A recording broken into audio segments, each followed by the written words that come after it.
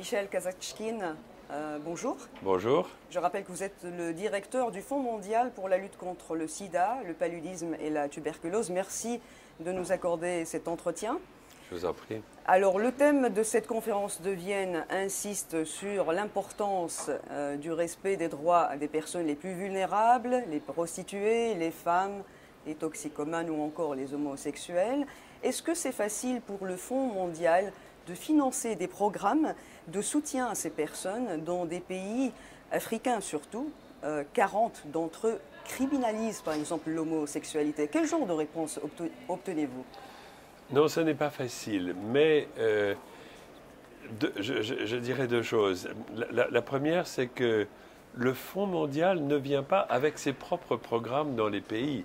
Le Fonds mondial finance des programmes que les pays nous demandent de financer.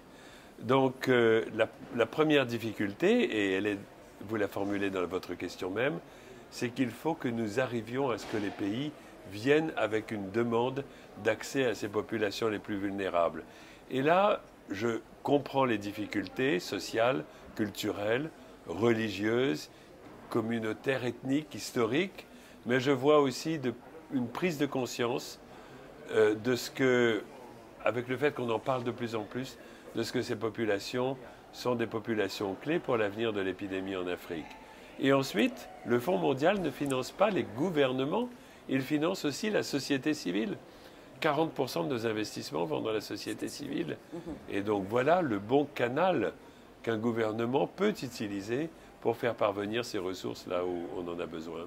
Vous l'avez répété souvent, entre 17 et 20 milliards de dollars sont nécessaires pour répondre à la demande des pays en développement, pour les aider à mettre sur pied des programmes de lutte contre le sida, le paludisme et la tuberculose au cours des 3 prochaines années. Quelle part pour l'Afrique? Les investissements du Fonds mondial en Afrique, c'est environ 60% de nos investissements.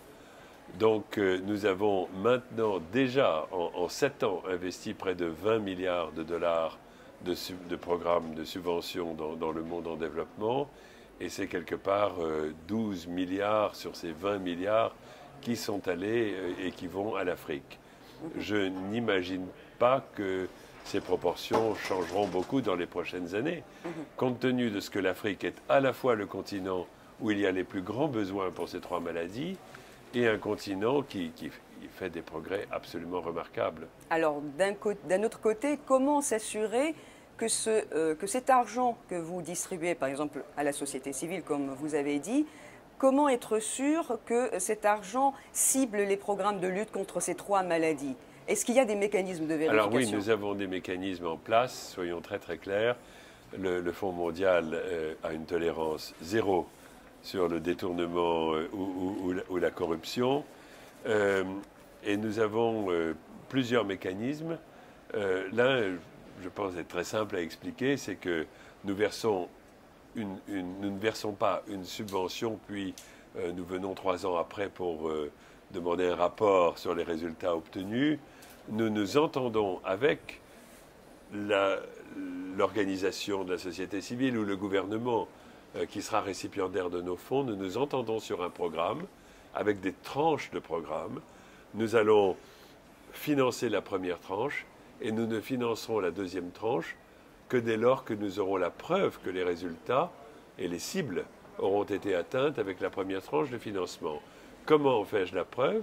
Je reçois un rapport du récipiendaire, mais nous avons aussi dans les pays un observateur indépendant qui est une firme d'audit ou une autre entité totalement indépendante qui fait elle aussi son rapport sur la façon dont l'argent a été dépensé et les résultats programmatiques atteints. Je compare le rapport que je reçois du récipiendaire et le rapport que je reçois de l'auditeur. Si ces rapports concordent, je peux verser la tranche suivante. Si ces rapports ne concordent pas, nous débutons un audit pour comprendre. Et puis il y a un inspecteur général qui est une sorte d'auditeur encore indépendant du Fonds mondial, qui lui peut aller jusqu'à ouvrir des investigations. Et soyons très clairs, parce que tout est public. En Ouganda, en 2005, nous avons arrêté nos financements pendant plusieurs mois.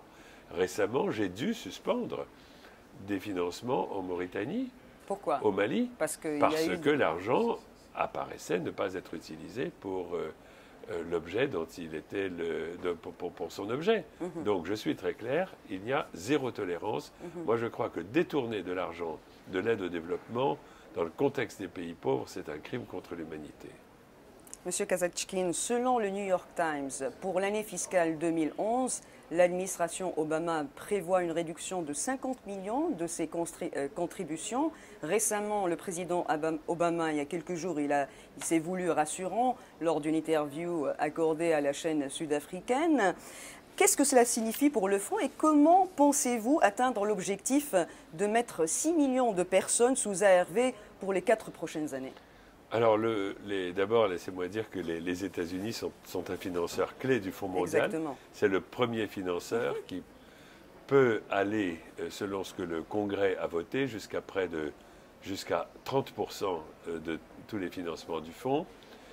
La contribution, alors effectivement, le budget des affaires étrangères du State Department, sur lequel vient la contribution au Fonds mondial, est un budget qui a été diminué pour 2011.